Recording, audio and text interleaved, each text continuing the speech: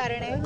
नाही, कारण मागे एकदा आम्ही मुख्यमंत्री महोदयांची भेट आमच्या उपमुख्यमंत्री बहिणी होत्या, पत्नीबाई होते, मी होतो, पार्थ पवारसुद्धा होते, त्याचबरोबर ती मुशीफ साहेबसुद्धा होते. त्यावेळेला CBIची आम्ही चौकशीची मागणी केली होती.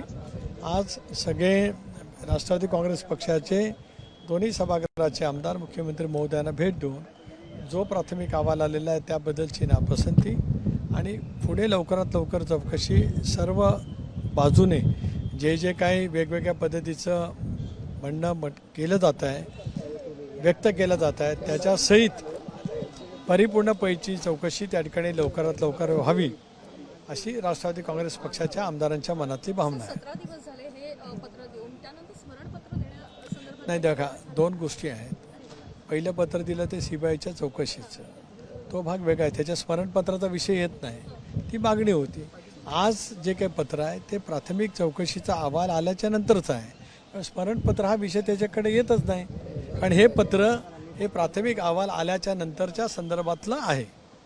परंतु सगळ्या आमदारांनी नाराजी व्यक्त केली. एका DGCAचा जो अहवाल आहे त्यामध्ये काय त्रुटी तुम्हाला आढळून येतात? मी एवढंच म्हटलेलं आहे, पत्रामध्ये सुद्धा त्याचा उल्लेख आपल्याला पाहायला मिळेल की प्राथमिक अहवालावरती आमचं कोणाचं समाधान नाही, त्याच्यामध्ये त्रुटी आहेत आणि या संदर्भामध्ये जे काही वेगवेगळ्या पद्धतीच्या भावना व्यक्त केल्या जात आहेत किंवा मतं मांडली जात आहेत त्याच्यासहित तपास परिपूर्ण पद्धतीचा त्या ठिकाणी व्हावा आणि लवकरात लवकर तो तपास राज्याच्या आणि देशाच्या सत्तेसमोर यावा ही राष्ट्रवादी काँग्रेस पक्षाच्या विधिमंडळ पक्षाची स्वच्छपणाची भूमिका आहे. पार्थ पवार यांनी आज अर्ज दाखल केलेला आहे.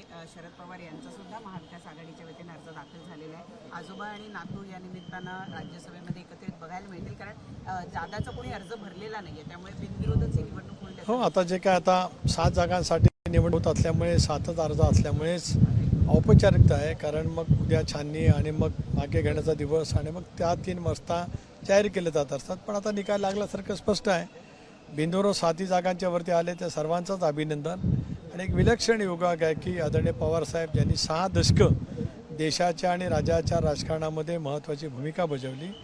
विधानसभा, विधान परिषद, लोकसभा, राज्यसभा अशा दीर्घ संसदीय कामाचा अनुभव, देशाच्या गेल्या 6 दशकाच्या जळणघडणीमधला अनुभव, संयुक्त सरकार आल्यापासूनचा सुद्धा पवारसाहेबांचा अनुभव, केंद्र सरकारमधला कृषी मंत्री असेल, संरक्षण मंत्री म्हणून असेल, राज्य सरकारचा त्यावेळेचा मुख्यमंत्री म्हणून असेल, असा प्रदीर्घ अनुभव.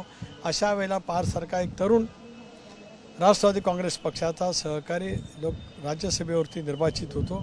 एक विलक्षण योगायोग आहे की नातं आहे कौटुंबिक. साहेब त्याचे आजोबा आहेत, त्याच्यामुळे आजोबा आणि नातू एका वेळेला राज्यसभेमध्ये असणं हा सुद्धा एक आगळावेगळा एक विलक्षण योग आहे. त्याच्याबद्दलचा आनंद आम्हाला सर्वांनाच आहे. आघाडीमध्ये भूमिका स्पष्ट करावी लागली राष्ट्रवादी काँग्रेस शरदचंद्र पवार पक्षाला की विलिनीकरण होणार नाही. नाही, मला या विषयावरती काही बोलायचंच नाही. राष्ट्रवादी काँग्रेस पक्षाने आपल्या वाटेला आलेल्या जागेवरती पार्थ पवार या तरुण सहकार्याची निवड त्या ठिकाणी केली. त्याच्यामुळे विलिनीकरण किंवा महाविकास आघाडीचे उमेदवार त्यातल्या त्यात आदरणीय पवारसाहेबांसारखं एक पितृतुल्य ज्येष्ठ नेतृत्व ज्याला उभं राहतं त्यावेळेला मग बाकीच्या काय गोष्टी होतात, काही मुलाखती होतात किंवा काय व्यक्त केलं जात असेल त्याच्याशी माझं काही संबंध नाही आणि मला त्या विषयावर काही बोलायचंही नाही.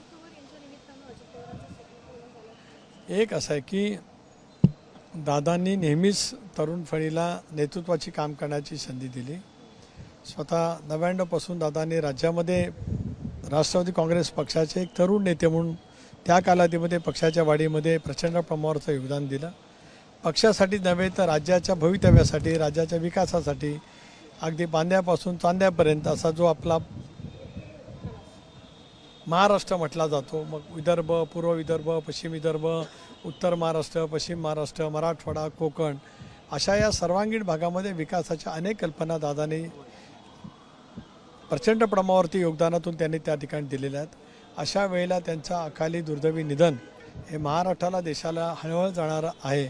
अशाच वेळेला या द्वैवार्षिक निवडणुकीमध्ये पार्थ जो त्यांचा चिरंजीव आहे तो राज्यसभेवरती प्रतिनिधित्व राष्ट्रवादी काँग्रेस पक्षाच्या वतीने करतो. स्वाभाविकपणाने मी म्हटलं की माझ्या एका डोळ्यामध्ये अश्रू आहेत आणि दुसऱ्या डोळ्यामध्ये एक समाधान आहे की आज पारसारखा एक तरुण नेता राष्ट्रवादी काँग्रेस पक्ष राज्यसभेच्या माध्यमातून महाराष्ट्राच्या आणि देशाच्या राजकारणामध्ये एक नवीन पदार्पण त्या ठिकाणी करतोय. धन्यवाद. देश विदेशातील प्रत्येक घडामोडींचे लाईव्ह अपडेट मिळवण्यासाठी आता साम टीव्हीच्या सर्व सोशल मीडिया प्लॅटफॉर्मला लाईक, फॉलो आणि सबस्क्राईब करा. तसंच सर्व नोटिफिकेशनसाठी बेल आयकॉन प्रेस करायला विसरू नका.